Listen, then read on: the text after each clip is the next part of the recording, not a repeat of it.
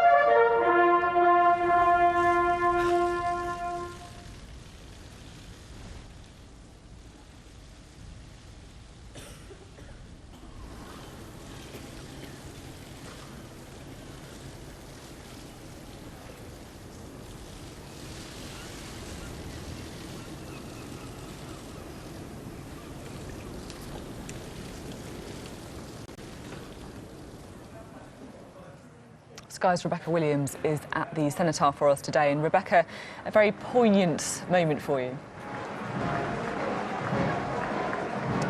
Yeah, poignant, incredibly emotional. And as you can see, hundreds of thousands of people have turned out. There's many soldiers, sailors and also members of the Royal Air Force marching today. You can see the veterans marching past Downing Street at the moment. And this is a chance to remember not only those who fought in the First and the Second World Wars, but also, as Theresa May said today, those who are continuing to fight the threat of Islamic State and all those who took part in the conflicts in between. It has been remarkable. We've seen the Queen lay a wreath and then the Duke of Edinburgh after her and then Prince Charles. We've observed a 2-minute silence, and I'm pleased to say that I'm joined now by Kadi Chetri, who is a member of the Gurkhas. And talk me through, because your grandfather was particularly special, wasn't he?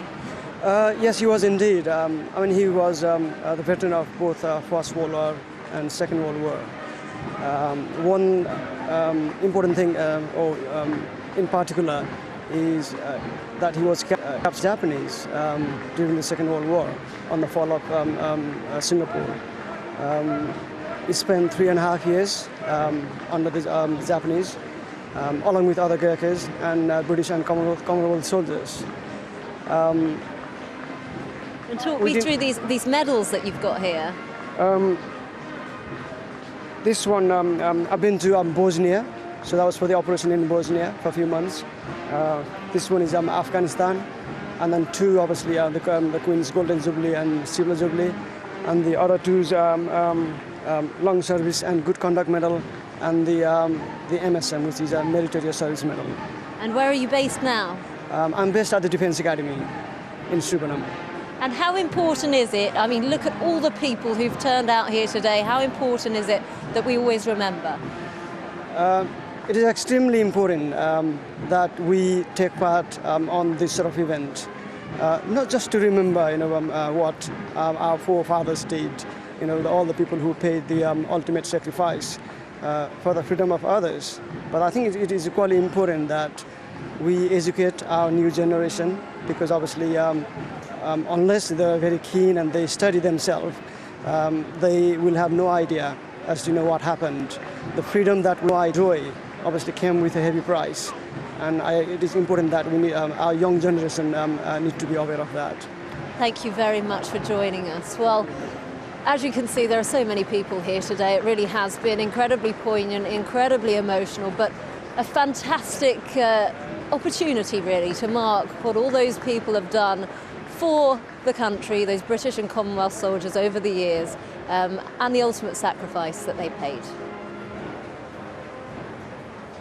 Thank you, Rebecca. Good afternoon. The Queen led the nation in the Remembrance Sunday commemoration today.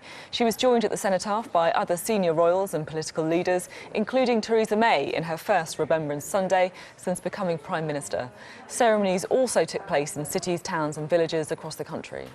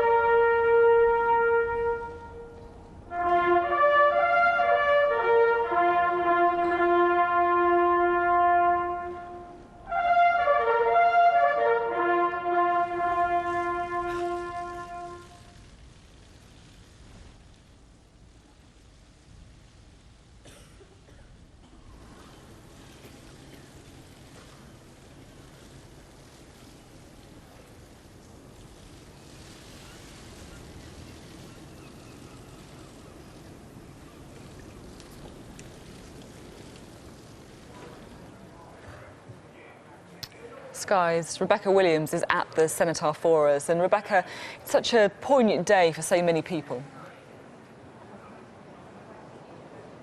Yes, very poignant, very emotional, and there have been many thousands of people turned out here today to see the veterans march past Downing Street and to the Cenotaph. And of course the Queen was here earlier laying a wreath, as well as the Duke of Edinburgh and Prince Charles. And it really is incredible to see so many people come and mark this event for not only people who fought in the First and Second World Wars, but the conflicts after that, and of course, as Theresa May said today, those who are continuing to fight the constant battle of Islamic State. Well, I'm pleased to say that I'm joined now by Ray Flannery, who was a member of the Armed Forces. And this is the first time you've come to London, isn't it, for this event? It is, yes. It's the first opportunity I've had to meet up with my old comrades from my regiment and to pay our respects, and it was emotional but an honour to do, actually, you know, to come down and get together. It was brilliant. And the atmosphere as you were marching past? Just amazing, you know. I mean, very proud for us to do it, but the reaction from the crowd, that, you know, they're cheering us on and clapping us as we marched past, you know, it was an added bonus. Not expected, but a real bonus for us. And talk us through all your medals, 5 there. Yes, so I've got a medal, the General Service Medal for my time in Northern Ireland. I have the UN from when I did a tour in Cyprus on the line. And I've got the Bosnia Medal for our tour in Bosnia as a regiment, the Queen's Jubilee Medal, and the Accumulated Service, which recognises operational service. And it must be very emotional for you today, because over the years you must have lost friends and colleagues. Yeah, it is, and certainly as you get and towards the 11 o'clock and you start to think and reflect about your time and the people that you've worked with and lost over the years, you know, it's a very poignant time for us. But one, I think that, you know, well, we've proven today, you know, thousands of us are wanting to honour those people who have gone before us, you know. And thinking back to what the First and Second World War, the Second World War, there aren't many veterans left now. No, there isn't, but I think it's important for our generation to continue to do this and you know, to make sure that their memories and their sacrifices is recognised throughout the years as we go on, you know. So I'm very proud to have played my part in that today. Thank you very much. I'm glad you enjoyed it. Thanks for speaking to us. Well, as you heard there from Ray, it really has been an event for all generations. We've seen not just veterans who fought in the First World War, but people in more recent conflicts. And yeah, this is a chance for people to remember those that made the ultimate sacrifice. Rebecca Williams, thank you.